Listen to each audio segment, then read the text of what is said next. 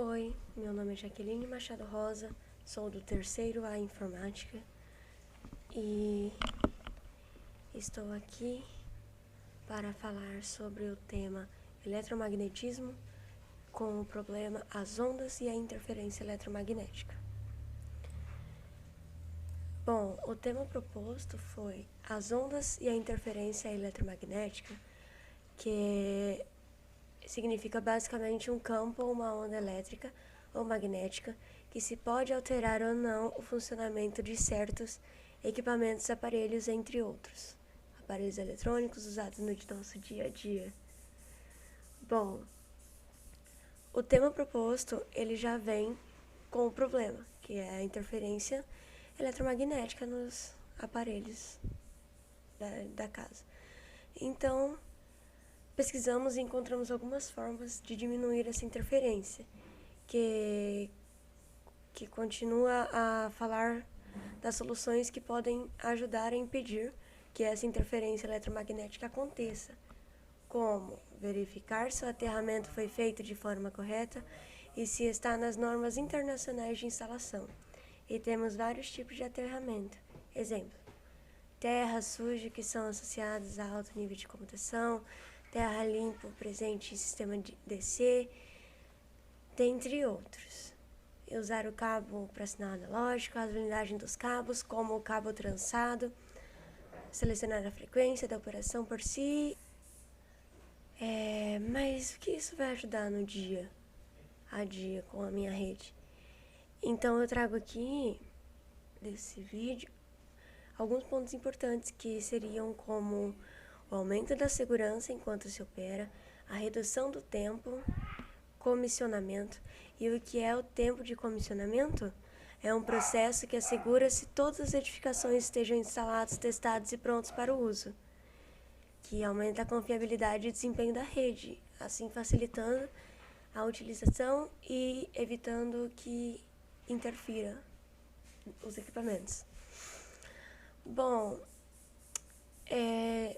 mas o que é uma onda, né? Tipo, a gente fala tanto nisso e talvez não tenham explicado direito o que seria uma onda.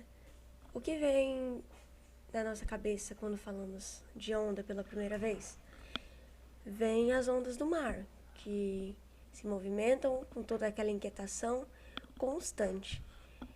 E é um exemplo bom a se pensar, pois o mar é uma coisa que todo mundo conhece.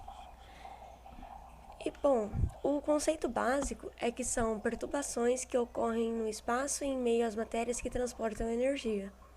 É isso, basicamente. E existem duas classificações para as ondas mecânicas, que são as ondas que são propagadas em meios materiais, e as ondas eletromagnéticas, que são resultado da combinação do campo elétrico com o campo magnético. Bom, para concluir sobre isso, sobre as ondas, vamos ver as classificações das ondas que baseiam na direção que a sua vibração está. Para ocorrer essa classificação, nós temos a transversal, ocorre quando as partículas que se encontram no meio do que está sendo propagado vibram em perpendiculares. Longitudinais, quando ocorre o efeito oposto ao anterior, ou seja, quando as partículas vibram na mesma direção. E sobre a direção de propagação da onda, ela pode ser unidimensional, quando se propaga em uma só direção, ou bidimensional, quando se propaga por duas direções. Vamos ver também a base das ondas eletromagnéticas.